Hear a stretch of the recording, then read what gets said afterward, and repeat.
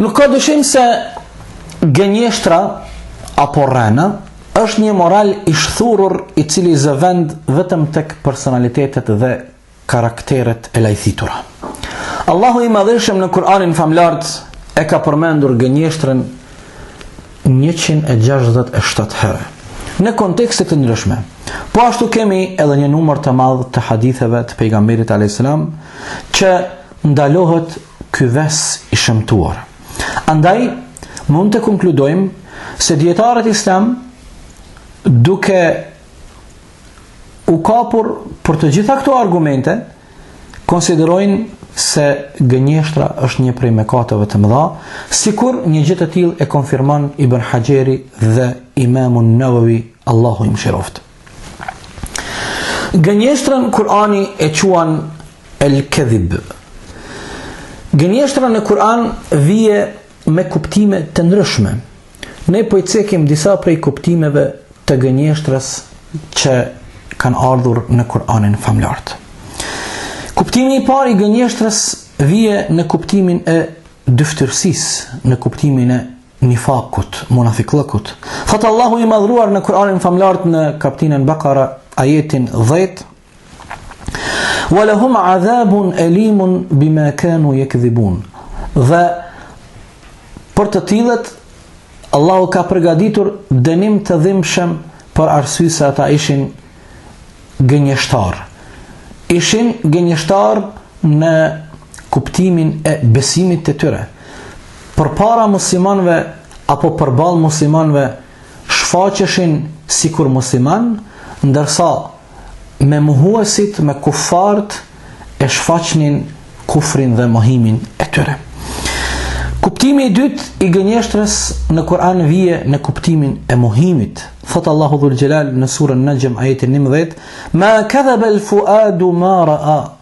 Fjala është për ajetin kur pejgamberi alayhis salam ishte ngritur lart në qiell në udhëtimin e tij të Mi'rajit, ku Allahu dhul Jalal thot: "Zemra e tij të gjitha ato që i pa nuk i përgënjeshtroi."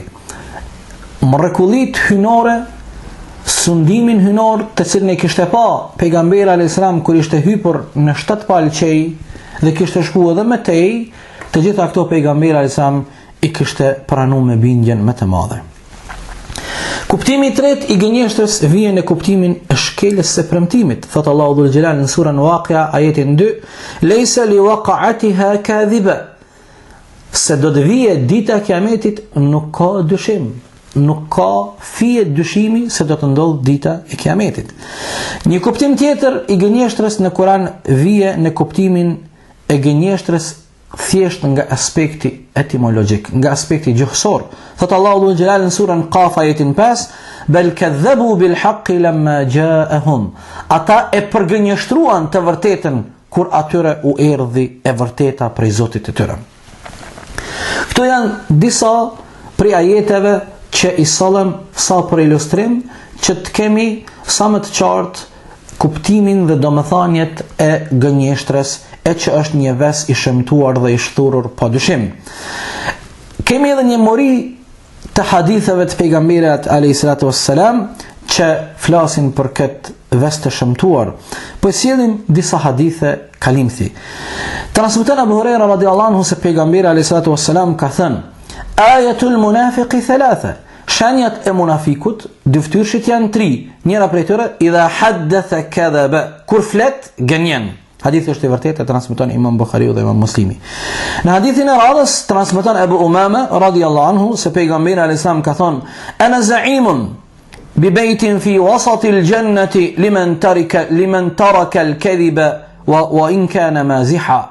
Pejgamberi alayhis salam thotë: "Un jam garantues për një shtëpi në mes të xhennetit për atë person i cili e lën gënjeshtrën edhe atëherë kur tallet, edhe atëherë kur lun, edhe atëherë kur e ka për mahi, e lën gënjeshtrën." Dhe të thot, dëgjoni vëllezër dhe motra, Islami jon na porosit, na udhëzon që të mos gënjejmë edhe atëherë kur lujmë, edhe atëherë kur e kemi për mahi.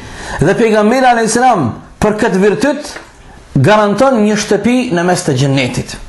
Hadithi i radhës transmeton Abdullah ibn Mas'udi radiallahu anhu se pejgamberi alayhis salam thot, edhe ky vëllezër dhe motra është një hadith kërcënues. Është një hadith i frikshëm ku pejgamberi alayhis salam thot: "Wa ma yazalu ar-rajulu yakdhibu wa yataharra al-kadhiba hatta yuktabu 'inda Allahi kadhaba waliyadhu billah." Thot pejgamberi alayhis salam në hadithin të cilën transmeton Imam Buhariu dhe Imam Muslimi: nuk vazhdon një njeri të gënjen e të përvetëson gënjeshtrën për vetveten e tij, edhe vazhdon duke gënjy derisa tek Allahu regjistrohet si gënjeshtar. Allahu na ruajt, Allahu na mbrojt.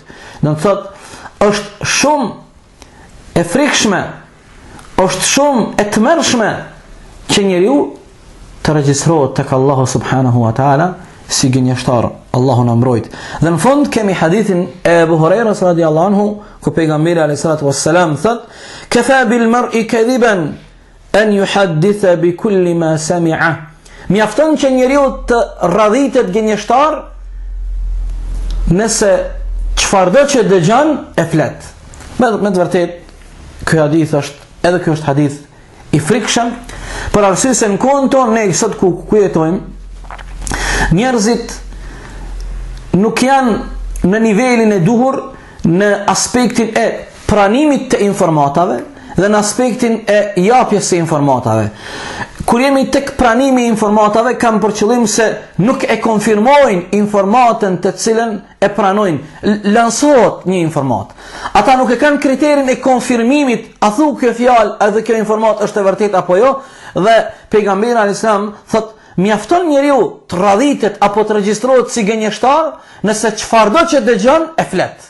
Jo, njeriu ato çka e dëgjon apo çka e lexon, qoftë edhe në internet, ai ato nuk e transmeton derisa nuk e konfirmon, për arsye se nëse njeriu çfarëdo që dëgjon transmeton, atëherë ai është kandidat potencial që të radhitet prej gënjeshtarëve, për arsye se ai nuk e din informata dhe lajmi i cili lansohet a është i konfirmum apo nuk është i konfirmum.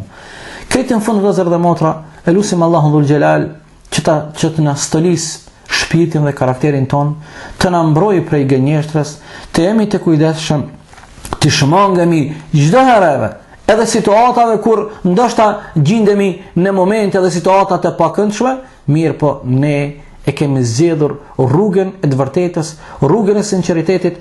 Allahu na bëft prej të sinqertëve deri në takimin e radhës. Wassalamu alaikum wa rahmatullahi wa barakatuh.